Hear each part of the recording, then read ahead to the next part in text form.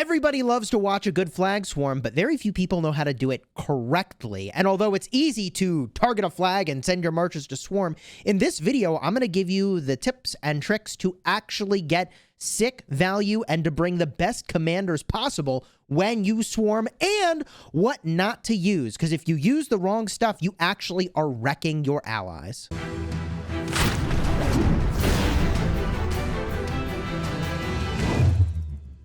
Hello my friends and welcome back. I'm Chisgule Gaming, and this video is sponsored by the makers of Rise of Kingdoms, and swarming a flag is absolutely freaking crucial to getting one of these things to burn, because when you think about the number of troops that can be in a flag, it's only 2 million. So theoretically, you can match the enemy's troops with a rally alone. One rally and the flag, that's 2 million a pop. But when you put 11 other marches swarming a flag with 430,000 troops per march, even though it's 430,000 attacking into 2 million, you can do a ridiculous amount of damage, and flags are very difficult to hold. But do this wrong and you actually are wrecking your own allies, which might sound weird. So at the start of this video, I want to talk about who should and should not be swarming flags, because this is really important. If you have wicked gear, I mean, really full epic or better would be probably the sort of starting place we're looking for. If you have high power, you're buying KVK technology, these are the sorts of players that are ideal for swarming a flag. The players who should not be swarming, the players that do this because they think they're supposed to because it looks cool, they've seen somebody else do it.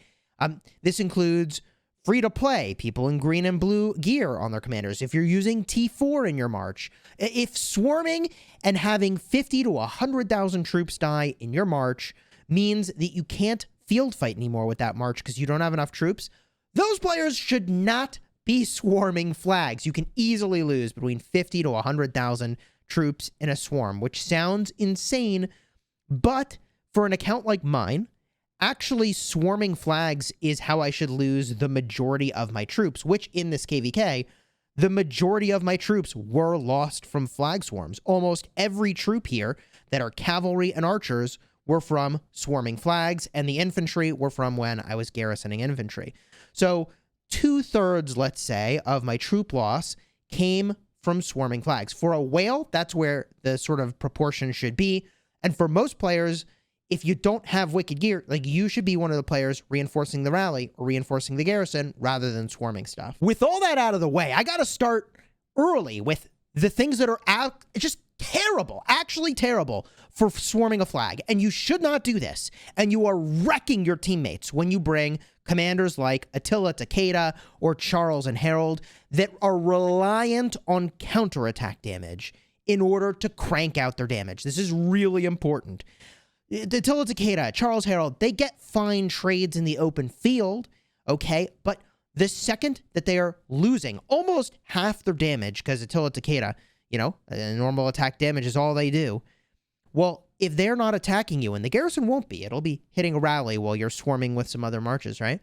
You're not doing your counterattack damage. Your damage is cut in half, okay? So these marches are actually terrible, and Harold is almost always terrible. I would know, I've used him in any march that you want to swarm with, which might sound weird, but his defense reduction on yourself is just too oppressive. And he does really count on his counterattack in order to get a fair amount of edge. So Colin Harold, Charles Harold, even Alex Harold is just an okay, maybe kind of a sucky march to swarm with. I would know. I have used it, okay? And those reports really hurt. By the way, if you're enjoying this video, do me a huge favor, throw a like on here and consider subscribing. It supports the channel, it costs you nothing, and will bring you more videos like this one directly to your YouTube feed. Thank you for your support. These, of course, aren't the only bad commanders to swarm a garrison with. In fact, Artemisia is another commander that I have used to swarm garrisons because I was using it in field and then I'm already there. But Artemisia makes the garrison do more skill damage. That's just bad. That's more dead troops for your team.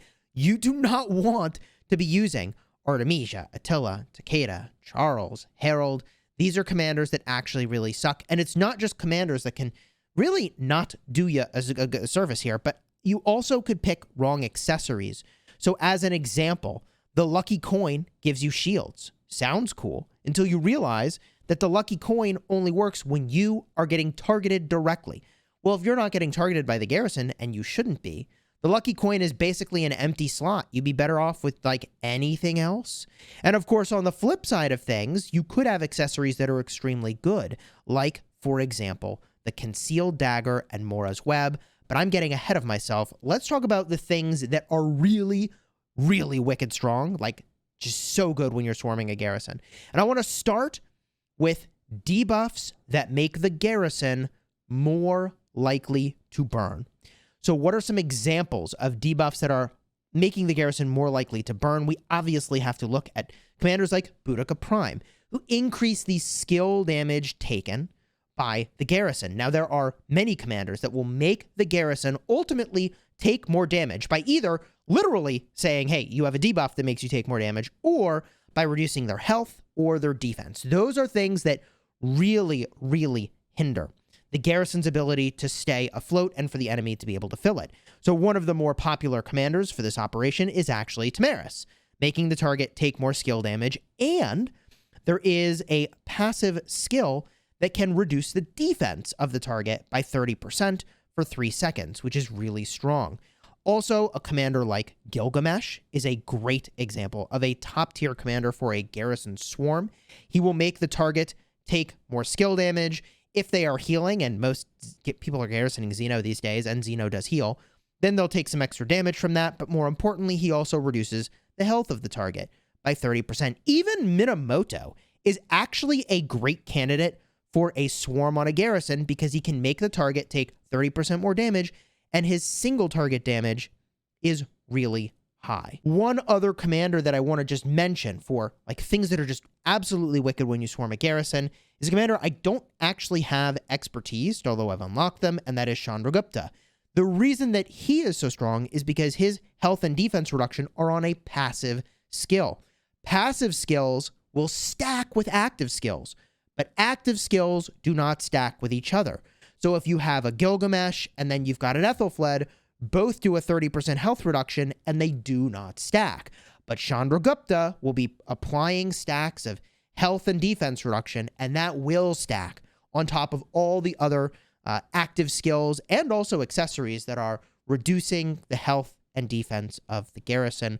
One other thing that can make a garrison pop that isn't exactly making them take more damage, but has this effect indirectly, is Guan Yu. And the reason that Guan Yu is just so wicked for taking out a garrison, I mean, it's for silencing. It's pretty straightforward. It's easy to understand. If you silence the garrison, they aren't doing their active skills, which means that their rage regeneration gets kind of messed up. Their rage cycles can get messed up. And also, a lot of commanders will get boosts when they've used an active skill. So to remove all of that, depending on which commander you're up against, can be a really big deal. As an example, I know that this is not in meta right now, but when you use an active skill with a commander like YSS, he gives 20% defense to your march. Well, gee, if you can silence them, they aren't getting those sorts of benefits. That's just one example of how silencing the garrison actually also can make it more likely that they pop. Now, there are other debuffs that are still good, but not as good, okay? If you make the garrison deal less damage, that's nice. You're not really swarming a garrison for trades, though. You're swarming a garrison for burns, progress on the field. But commanders like Guan Yu have a passive skill, for example, that reduce the attack of the garrison. Well, reducing the attack means everybody takes less counterattack. I mean, it's nice, right? You get less dead troops on the rally. You get less dead troops on all your swarming marches. It's good. Another example of a debuff, and like, just because he does a debuff doesn't mean it's sort of top tier for swarming a garrison, which is Cyrus the Great, making it so that the target has 40% less skill damage. Well, hey, that's really great for the skill damage that will be dealt to the rally. Okay, and maybe if they've got like Xeno YSS and there's some boats flying around, the AoE skill damage could be reduced. That's good, right? It's fine. You really care more, though, about making the garrison pop, and the reason you care about that is you want to do so much damage so fast that they can't react, and ultimately you can get good trades because they can't keep the garrison full. The final thing I want to talk about for Commanders that are extremely good for taking out a garrison is just very, very high single target damage. A great example of that is Nevsky, like 2,300 damage factor to a single target is actually wicked for taking down a garrison. Boudica Prime, the single target damage here is absolutely wicked for taking down a garrison. This is the sort of thing that you're looking for. Even Minamoto has extremely high single target damage, and that makes him a good candidate for swarming a garrison. Plus, he's got the debuff, which we talked about before. The last thing I'll mention, if you can get access to it, probably more from talents than from skills, is counterattack damage taken reduction.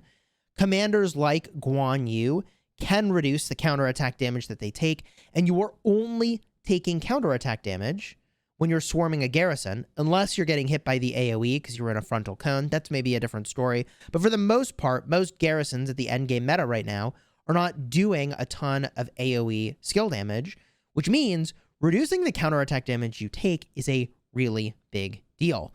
Now, there are some things that fall into these categories of everything I've shared so far. Really wicked debuffs, high single target damage. They're going to potentially seem really good, but are actually really bad.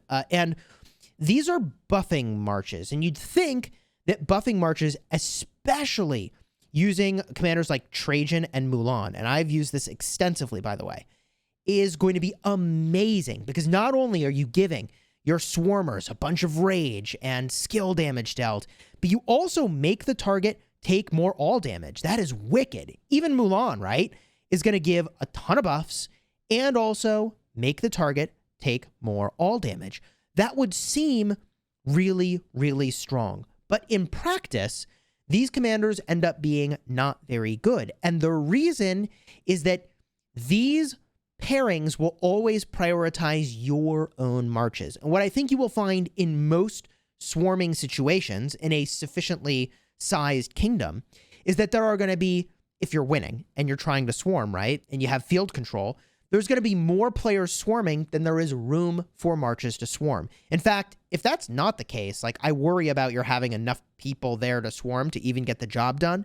So assuming that's true, where you have lots of marches around there, you may have the majority of your marches not swarming the garrison all at the same time, which is a problem because these buffs on Trajan and Mulan will always prioritize your marches, which means if you have 3 marches circling a garrison and 2 that are actually hitting, then a whole bunch of the buffing that these commanders are giving is actually just wasted. So I have had trades that come back that are like 20k dead for the garrison and 100k dead for me, sometimes worse. This is just actually a miserable combo to swarm a garrison with, unless you know that all your marches are able to swarm at the same time and hit the garrison. Then it's maybe more worth. And I'll also say it's more worth if you are the rally lead and you are swarming with this march to buff your rally. That's a different context, I think, entirely. This, I would argue, for most people, is one of the worst combos to swarm a garrison, Trajan and Milan. And to give you 2 other absolutely god-awful combos, I'm going to say Attila and Takeda, because their damage is basically cut in half, and also Charles and Harold, or just, or Pakal and Harold, or pick your Pakal or Charles and Harold. Pick your combination of these commanders. They are actually miserable and actively potentially harming your ability to take down the garrison if you're stopping someone who actually brought a proper march from swinging in. And what are those, maybe let's say 4 best marches in the game for swarming a garrison? I think there are some really easy choices in no particular order. XY with Nevsky is absolutely wicked. I often end up with reports trading 2 for 1 in my favor. And there's a trick to that, and I'll talk about it in a second. Also, Gilgamesh and Cyrus are absolutely wicked for swarming a garrison. They work extremely well. Gilgamesh is doing that health reduction and also the skill damage taken from the blood craving, and Cyrus is making it so that you generate extra rage to get that debuff cycle rolling faster. Great combo, almost entirely single target damage, good debuffs. Even the active skill makes it so that the target can take more damage over time. There aren't a ton of commanders that do damage over time, but Scipio does. Speaking of which, Guan Yu with Skippy Prime is a strong march, less dependent on the Skippy, because a bunch of his benefits are actually missed when you swarm a garrison. But he does make it so that when the target is silenced, you generate more rage. There's a damage over time. There's a health reduction. Guan Skippy is actually a great march to swarm a garrison with. And even Guan Leo works extremely well. And I often ended up with trades in my favor when I used that combo. The last combo, and I'll give you actually 3 or 4 of them, is with archers, and it's going to be all about Boudica Prime because the 35% increased skill damage taken by the garrison is a wicked debuff to deploy. Now, you'd want to pair, I would argue, either Cyrus or Tommy or Gilga with Boudica Prime for just maximum punishment when you're swarming a garrison. Those archer combos are among the best in the game for swarming a garrison, and I would say that is hands down the case. So a few parting thoughts here when you're going to actually swarm a garrison, some things you need to know. And this is critically important. Like if you skipped all the earlier stuff but just got this maybe is something I should have pulled to the front, which is that what you want to do is actually swarm all at once. You don't want to have like one march hit and then maybe a little bit later you've got like another player come up and you've got 4 marches hitting. Like when you say it's time to swarm the flag, you want 11 marches hitting that flag. It's 12 total, the rally plus 11 others.